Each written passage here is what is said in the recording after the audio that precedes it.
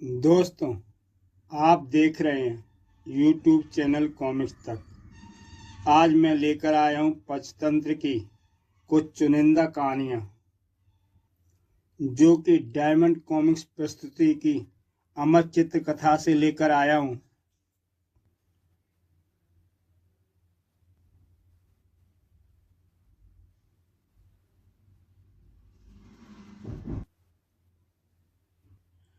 बहुत समय पहले कौओं का एक झुंड एक जंगल में विशाल वट वृक्ष पर रहता था। उसके राजा का नाम था मेघवर्ण। कौओं को उनके शत्रु उल्लू हमेशा सताते रहते थे। उल्लुओं का राजा अरिमर्दन किसी भी कौवे से भेंट होने पर उसे न छोड़ता। तब एक दिन मेघवर्ण ने अपने 5 मंत्रियों को परामर्श के लिए बुलाया। उल्लुओं ने तो जीना दुभर कर दिया है। वे शक्तिशाली और दम्भी तो हैं ही, उस पर से वे रात में धावा बोलते हैं जब हम कुछ देख नहीं सकते। हम उन पर दिन को हमला नहीं कर सकते क्योंकि उनके रहने के स्थान का हमें पता नहीं। अब मंत्रीगण, आप ही बताइए हमें क्या करना चाहिए। हमें उनसे संधि कर लेनी चाहिए। बलवान शत्रु से संधि करने में भलाई है। मैं नहीं मानता। दुष्ट प्राणियों से कभी भी साठगांठ नहीं करनी चाहिए। हमें उन बदमाशों पर आक्रमण करना चाहिए। शत्रु क्रूर और ताकतवर है। मेरी राय में युद्ध या संधि दोनों से यह मामला हल होने वाला नहीं। हमें यह प्रदेश ही छोड़कर कहीं और चले जाना चाहिए। आखिर जाएंगे कहाँ? अपने घर में रहकर मगरमच्छ छाती तक को पछाड़ सकता है, किंतु यदि वह दलदल से निकलकर बाहर आ जाए तो एक मामूली कुत्ता तक उसे दौड़ा सकता है। मेरी राय में हमें यहीं रहकर अपनी स्थिति मजबूत बनानी चाहिए। मेरा तुच्छ मत है कि हमें अपने ही समान अन्य पंछियों के साथ एक गुट बनाना चाहिए। तब मेघवर्ण ने एक बूढ़े कौवे स्थिरजीवी से पूछा, और श्रीमान, आपकी क्या राय है? मैं कूटनीति से काम लेने के पक्ष में हूँ राजन। आप इसी समय मुझ पर हमला करके क्रोध का दिखावा कीजिए। आप पर हमला करूं अपने सबसे बुद्धिमानी मंत्री पर? हाँ, हमें वहां बैठे बैठे अपने उस विपक्षी को दिखाने के लिए यही करना होगा। उल्लू, उसे यही सोचने दीजिए कि हम में अनबन हो गई है। मुझे पेड़ से निकाल बाहर कीजिए, फिर अपनी प्रजा के साथ मनुष्य मुख पर्वत की ओर उड़ जाइए। और आप क्या करेंगे? मैं उल्लुओं से दोस्ती करूंगा और उनका विश्वास जीतूंगा और फिर उन सबको मार डालने की कोई उपाय खोज निकालूंगा। मैं जैसा कहता हूं वैसा ही कर कायर। हमारे राजा से ऐसी अशिष्टता से बोलने की हिम्मत कैसे हुई इसकी? मैं अभी इसकी गर्दन मरोड़ता हूं। मुझ पर छोड़ दो। हूं तो तू गद्दार हो गया है। हमारे पास गद्दारों के लिए कोई जगह नहीं है। ये तो लड़ रहे हैं। ये तो आपस में ही लड़ रहे हैं। चल निकल बाहर, फिर न आना। और उन्होंने वृद्ध कौवे को धक्का मार दिया। उल्लू ने जो सब देखा सुना था वह चट जाकर अपने राजा अरिमर्दन से कह सुनाया, महाराज, कौवे आपस में लड़ रहे हैं। उन्होंने अपने एक मंत्री को निकाल दिया है। तब तो उन पर आक्रमण करने का यही मौका है। बिखरे हुए शत्रुओं को हराना बाएं हाथ का खेल है। मेरे पीछे आओ मित्रों। फिर क्या था? अरिमर्दन और उसके उल्लुओं ने भयंकर आवाज़ निकालते हुए वट वृक्ष पर धावा बोल दिया। किंतु यह क्या, पेड़ पर उन्हें एक भी कौवा नहीं मिला। कायर भाग गए। वृद्ध इच्छा स्थिर जीवी जो कुछ हो रहा था नीचे से सब देख रहा था, उसकी खुशी का ठिकाना न रहा। मेरी योजना का प्रथम चरण सफल हुआ। अब आता है सबसे कठिन भाग, किंतु अब पीछे नहीं लौटा जा सकता। चलूं, शुरू करूं। कांव कांव कांव, देखो एक कौवा। मैं कोई ऐसा वैसा कौवा नहीं हूं, मैं मेघवर्ण का मंत्री हूं। कृपया अपने राजा को मेरे बारे में सूचित करो, मुझे उनसे बहुत कुछ कहना है।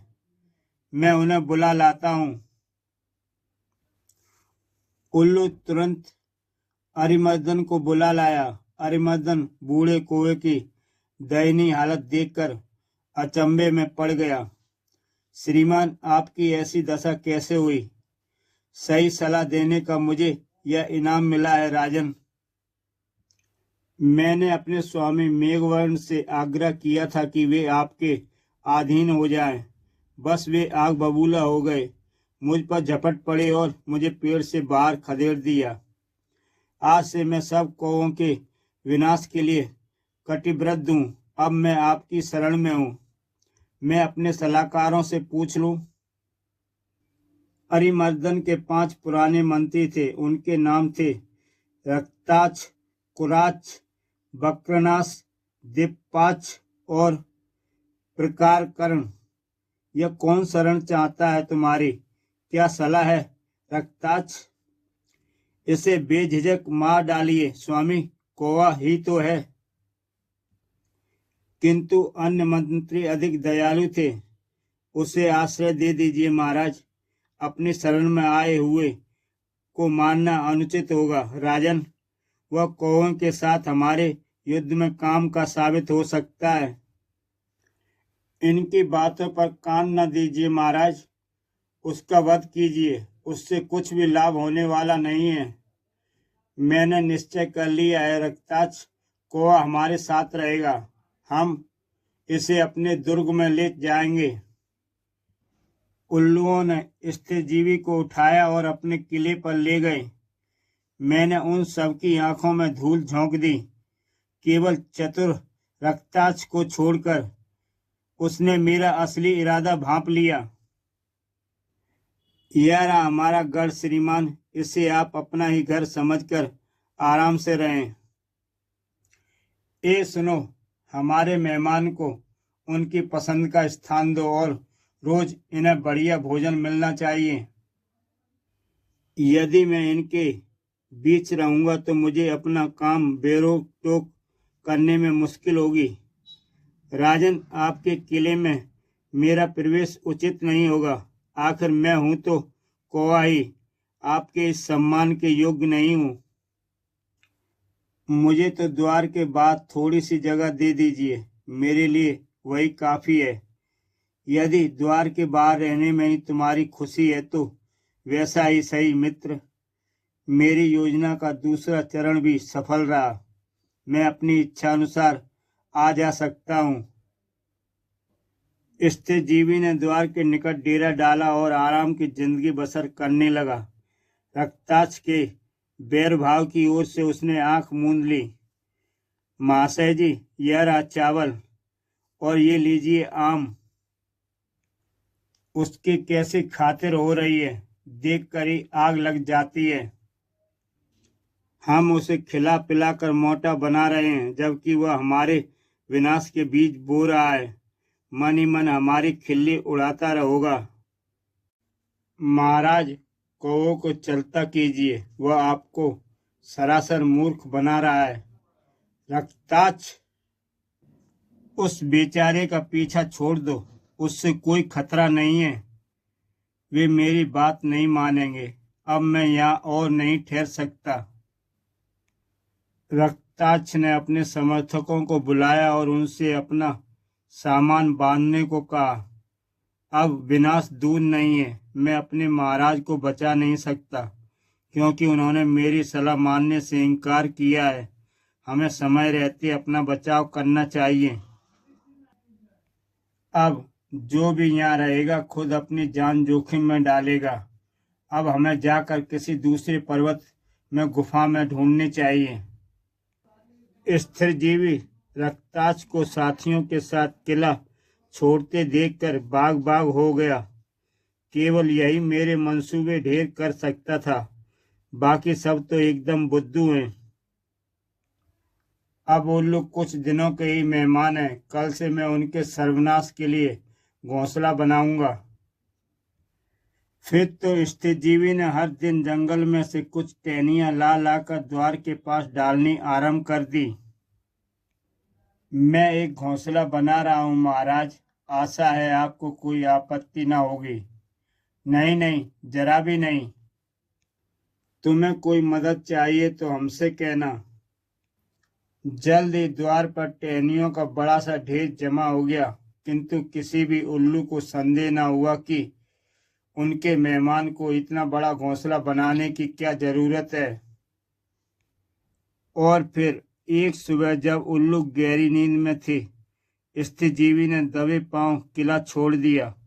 वह सीधे पास के पर्वत पर पहुंचा जहां मेघवर्ण ने अन्य कौवे और उनकी राह देख रहे थे। आपसे इतने दिनों बाद मिलकर बड़ी खुशी हुई। कहिए, उल्लुओं की मेहमानी कैसी रही? अपने कारनामों का पूरा ब्यौरा आपको बाद में दूंगा स्वामी, पर अभी हमें काम करना है। हर कौवा अपनी चोंच में जलती टहनी उठाकर हमारे साथ आए। देखते ही देखते स्थिरजीवी के नेतृत्व में कौवा की सेना आकाश नापने लगी। वह रही गुफा, अपनी अपनी टहनी उस ढेर पर डालकर उसे जला दो। कौवे ने वैसा ही किया। बात की बात में गुफा में आग लग गई। उन्हीं दे उल्लुओं ने गुफा से बाहर भागने का प्रयास किया, किंतु आग की लपटों ने उनकी एक न चलने दी। यह उस कौवे की करतूत है। काश मैंने अपने वफादार मंत्री रक्ताच की बात मानी होती। सर्वनाश, हमारा अंतकाल आ पहुंचा। हाय, चारों ओर से बंद गुफा धधकती भट्टी बन गई। जो गिने चुने उल्लू लपटों में बच पाए, उनका धुएं से दम घुट गया। अरिमर्दन और उनके सारे साथी अग्नि की भेंट हो गए, और इस प्रकार कौवों ने अपनी बलवान पर मंदबुद्धि शत्रु उल्लुओं से छुटकारा पाया। पंचतंत्र की दूसरी कहानी, विवेकी शत्रु। एक आदमी किसी पर्वत की चोटी पर रत्नों की तलाश में था। उसके हाथ कुछ न लगा और वह थकावट से चूर होकर एक चट्टान के पीछे पसर गया। जरा देर झपकी ले लूं, फिर कोशिश करूंगा। इस क्षेत्र में बहुत से डाकू हैं। ये रत्न, अरे वाह, इन लोगों के हाथ कुछ रत्न लगे हैं।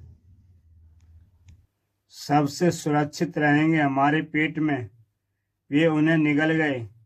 यह तो कोई बात नहीं हुई। मैंने तो कष्ट उठाया है, उसके बदले मुझे भी तो कुछ रत्न मिलना चाहिए। हाँ, यही ठीक है। मैं उन आदमियों से दोस्ती गांठूंगा और फिर जब वे सो रहे होंगे तब उनके पेट चीर कर रत्न हत्या लूंगा। देखो देखो, एक आदमी हमारा पीछा कर रहा है। सज्जनों, आपसे भेंट हुई, यह मेरा परम सौभाग्य है। मैं ठहरा अकेला आदमी खतरों से भरी इस राह में कोई साथ मिलने के इंतजार में कब से बैठा था।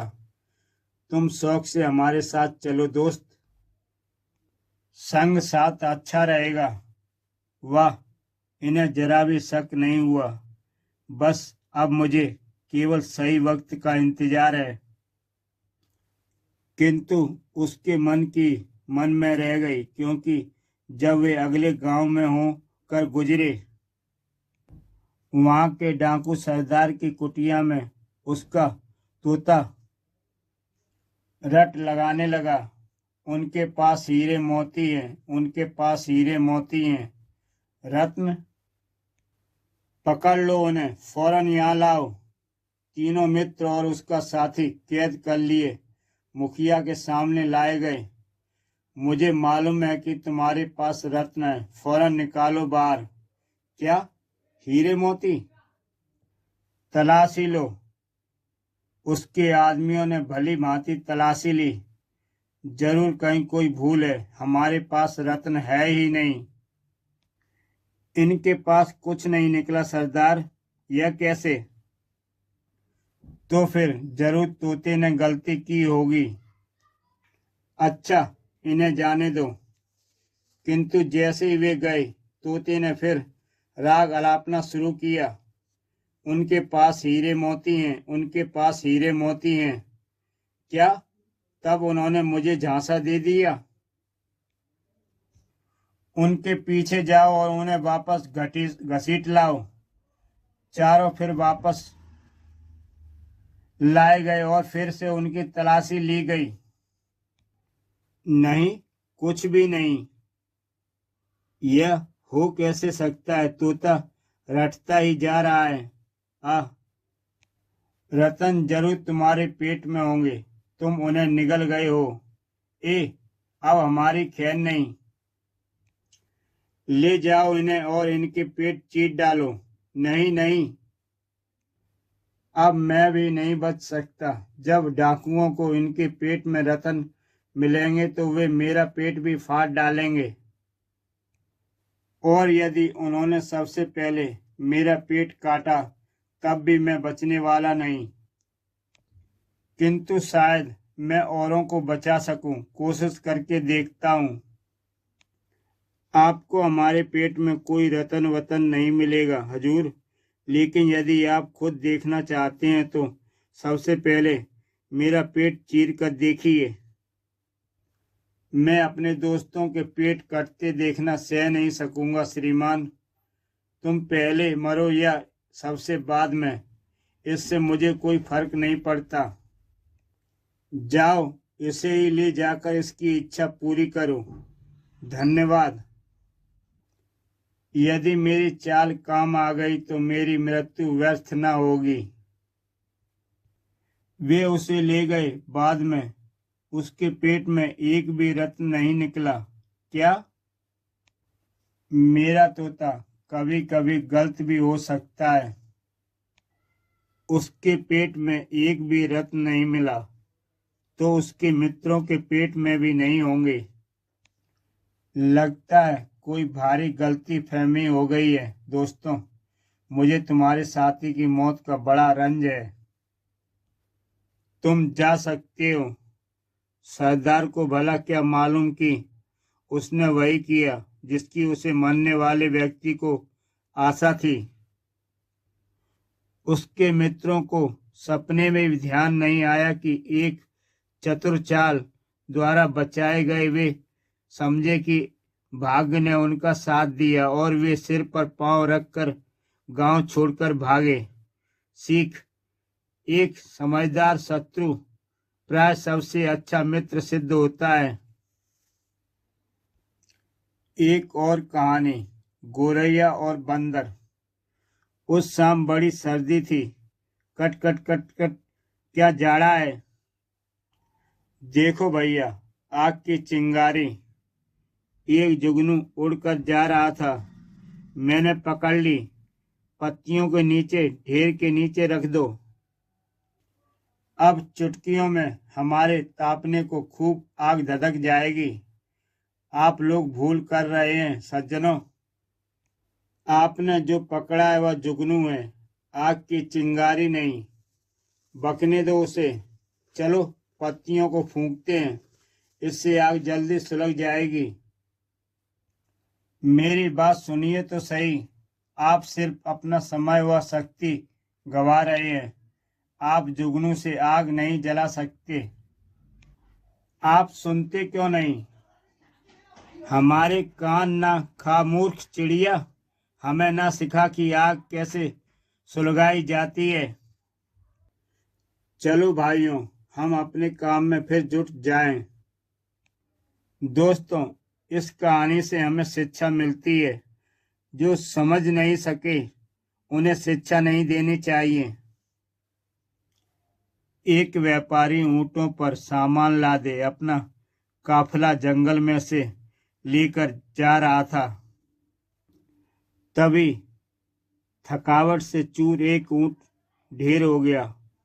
चलो इसका सामान दूसरे ऊंटों पर लाद कर अपनी राह लें। इस कमजोर के पीछे क्यों समय गवाएं। बाद में जब ऊंट की ताकत वापस आई, वे चले गए और मैं इस अनजान जंगल में अकेला हूँ। भाग्यवंश यहाँ खूब उगी है घास, कम से कम भूखा तो नहीं मरूंगा। दिन बीतते गए और ऊंट को जंगल के खतरों से निपटने की आदत पड़ गई। फिर एक दिन एक सिंह, एक चीते, एक सियार और कौवे के साथ उधर आ निकला। हे भगवान, कैसा विचित्र प्राणी है वह ऊंट है महाराज। वे जंगलों में नहीं पाए जाते। चलो उससे पता करें कि यहाँ क्या कर रहा है। जब ऊंट ने उन्हें अपनी आपबीती सुनाई, बेचारा, इसके साथ बड़ी ज्यादती हुई है। अब कोई डर की बात नहीं दोस्त, सबसे तुम मेरे संरक्षण में हो, हमारे साथ चलो। और फिर ऊंट सिंह की मंडली में शामिल हो गया। ऐसा बलवान संरक्षक पाकर वह फूला न समाया। किंतु एक दिन सिंह हाथी के साथ हुई मुठभेड़ में घायल हो गया। उसे अपनी गुफा में शरण लेनी पड़ी। कई दिनों वह गुफा में ही रहा। कौवे, सियार व चीतों को खाने के लाले पड़ गए। उनका खाना सिंह ही जुटाता था। आज फिर मांस नहीं मिला। इस हालत में तो हम भूखों मर जाएंगे। कितने उदास दिखाई देते हैं सब के सब। मेरे स्वास्थ्य की चिंता लगी होगी। काश मैं उन्हें हमेशा की तरह खिला पिला सकता। मुझे बहुत खेद है मित्रों कि मैं तुम्हारे भोजन का प्रबंध नहीं कर सकता। कमजोरी के कारण मैं शिकार करने के योग्य नहीं हूँ। जब तक मैं ठीक नहीं हो जाता तुम्हें अपना पेट भरने का जुगाड़ करना होगा। यह आप क्या कह रहे हैं मालिक? जब तक आप भोजन न करें हम अपने खाने के बारे में सोच भी कैसे सकते हैं? सियार के उत्तर से सिंह गदगद हो गया। तुमने अपने स्वामी भक्ति का भरपूर प्रमाण दिया है। जाओ, जाकर किसी जानवर को इधर खदेड़ लाओ ताकि मैं उसे मार कर खाऊं और जुटाऊं। सियार और उसके मित्रों ने जंगल का चप्पा चप्पा छान डाला पर कोई शिकार हाथ नहीं लगा और वे खाली हाथ वापस लौट आए। यूं देखा जाए तो हमें इस तरह अपने को थकाने की जरूरत नहीं है। हम और कर भी क्या सकते हैं? क्यों नहीं, वह ऊंट है ना, उसका मांस हमें कई दिनों तक चल जाएगा। ख्याल छोड़ दो महाराज, अपने संरक्षण में आए किसी पशु को छुएंगे तक नहीं। मैं उनसे पूछ कर देखता हूँ। महाराज, हमें कोई जानवर नहीं मिला, किंतु आपको भूखे रहने की जरूरत नहीं है। आप ऊंट को खा सकते हैं। क्या तुम्हारा मतलब है कि मैं अपने शरणगत को चोट पहुंचाऊं? निकल जाओ यहाँ से दुष्ट कहीं के। कृपया मुझे गलत नहीं समझिए राजन, मैं केवल आपके भले की बात सोच रहा था। जब आपके प्राणों पर बनी है तब हमारे प्राणों का क्या मोल? मैं यह मानता हूँ कि सामान्य परिस्थितियों में ऊंट का बाल भी बांका नहीं होना चाहिए, किंतु यदि वह खुद भक्तिपूर्वक अपने आप को समर्पित कर दे तब आपको उसके वध का दोष नहीं लगेगा। हाँ, कहते तो तुम ठीक हो। अगर ऊंट स्वयं यह प्रस्ताव रखे तो मैं उसे स्वीकार कर सकता हूँ। कपटी सियार दौड़ा दौड़ा अपने साथियों के पास गया। ऊंट भी वहां आ गया था। दोस्तों, हमारे राजा जी भूख से दम तोड़ रहे हैं। हमें उनके पास जाकर खुद को उन्हें भेंट करना चाहिए।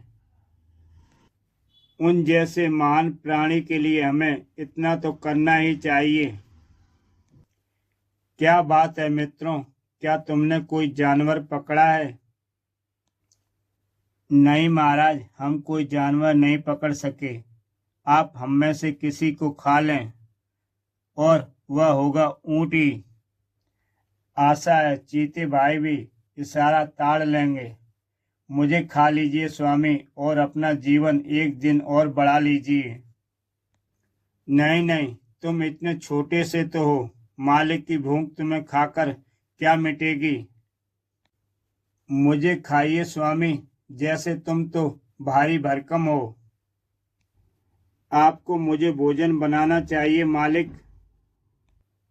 उन सब ने महाराज के लिए अपने प्राणों की बलि देनी चाहिए, किंतु महाराज ने किसी को छुआ तक नहीं। ऊंट मन ही मन सोच रहा था, अब मुझे भी वफादारी दिखानी चाहिए, वे मेरी भी रक्षा करेंगे। और अभागा ऊंट आगे बढ़ा। हट जाओ चीते भाई, स्वामी तुम्हें कैसे खा सकते हैं, वे और तुम तो जाति भाई हो। मुझे खाइए महाराज। ऊंट के प्रस्ताव रखते ही वहां मनुष्य चुप्पी छा गई। फिर, मैं तुम्हारा प्रस्ताव स्वीकार करता हूँ मित्र ऊंट। क्या? बेचारा ऊंट सदमे से उबर भी न पाया था कि तीनों पशु उस पर टूट पड़े और उसे मार गिराया। अपने साथी के अटूट विश्वास का फायदा उठाकर उन तीनों धूर्तों ने अपना मतलब निकाला। दोस्तों, इससे हमें शिक्षा मिलती है कि झूठे मित्रों से सावधान रहना चाहिए। दोस्तों, इसी के साथ दोस्तों ये कहानी समाप्त होती है। ऐसी ही बेहतरीन कहानियां देखने के लिए YouTube चैनल कॉमिक्स तक सब्सक्राइब करें और देखें ऐसी ही बेहतरीन कहानियां। तो दोस्तों, फिर मिलते हैं एक नई कहानी के साथ।